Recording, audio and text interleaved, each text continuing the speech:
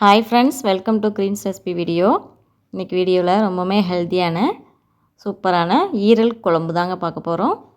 இதுக்கு ஒரு குக்கரில் ஒரு 3 டீஸ்பூன் அளவுக்கு ஆயில் விட்டுக்கோங்க. ஆயில் விட்டுட்டு அதில் ஒரே ஒரு பே லீஃப், ஒரு பீஸ் பட்டை, அப்புறமா ஒரு ஏலக்காய், 3 லவங்கம், அப்புறமா ஒரு ஸ்பூன் சோம்பு. இதுக்கு கம்மியாகவே போட்டால் போதும். நம்ம ஸ்பைசஸ்லாம் ரொம்ப அதிகமாக தேவையில்லை. அதெல்லாம் போட்டு நல்லா ஆயிலில் ஃப்ரை பண்ண விட்டுருங்க. ஃப்ரை பண்ணிவிட்டு நெக்ஸ்ட்டு நான் ஒரு 3 பெரிய வெங்காயத்தை சின்ன சின்னதாக கட் பண்ணி வச்சுருக்கேன். அதையும் ஆட் பண்ணிக்கிறேன். வெங்காயம் நல்லா வதங்கட்டும்.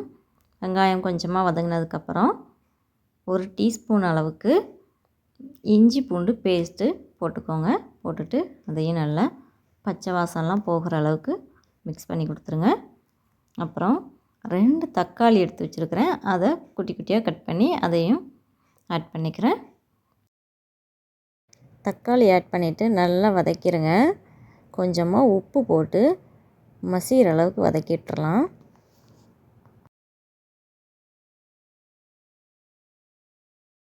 தக்காளி நல்லா வெந்துட்டு இருக்கட்டும். இந்த கேப்பில் நாம் இந்த ஈரலை வந்துட்டு நல்லா க்ளீன் பண்ணிவிட்டு வந்துடலாம். பாருங்கள், நான் ஈரலை அதில் இருக்க ஸ்மெல்லாம் போகிற அளவுக்கு நல்லா கழுவிடுங்க. அதுக்கப்புறமா மஞ்சள் பொடி போட்டு கழுவி எடுத்துக்கோங்க. இப்போ நாம் இதை பாத்திரத்தில் சேர்த்துட்டு இதையுமே நல்லா மிக்ஸ் பண்ணி கொடுத்துருங்க. பச்சை வாசம் போகிற அளவுக்கு நல்லா ஒரு 5 மினிட்ஸுக்கு நல்லா சுண்ட வதக்கி விட்டுருங்க.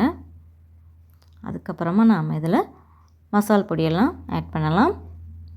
நான் ஒரு 3 ஸ்பூன் அளவுக்கு கொரியாண்டர் பவுடர் போட்டிருக்கிறேன். அப்புறமா 3 ஸ்பூன் அளவுக்கு சில்லி பவுடர் போட்டிருக்கிறேன். அப்புறம் 1/4 ஸ்பூன் மஞ்சள் தூள், சால்ட்டு எல்லாம் போட்டு மிக்ஸ் பண்ணி விட்டுருங்க.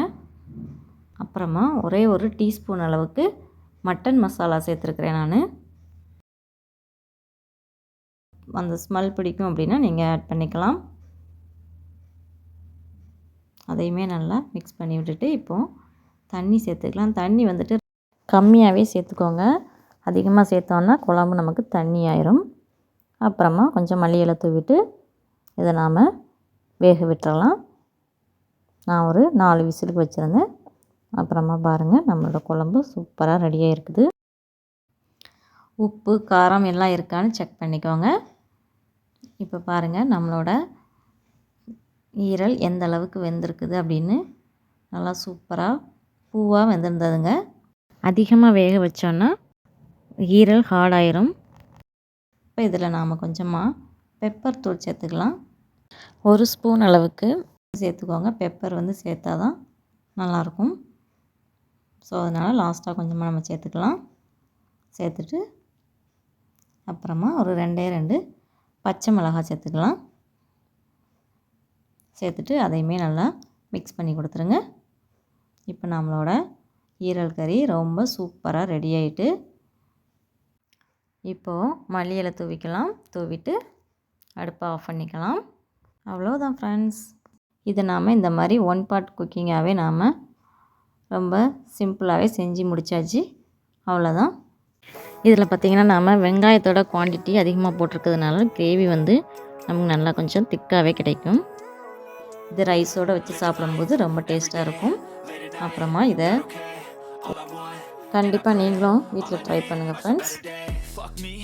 இந்த வீடியோ உங்களுக்கு பிடிச்சிருந்தது அப்படின்னா கண்டிப்பாக ஒரு லைக் கொடுத்துருங்க, ஷேர் பண்ணுங்கள், சப்ஸ்கிரைப் பண்ணுங்கள், நம்ம சேனலுக்கு சப்போர்ட் பண்ணுங்கள். பாய்.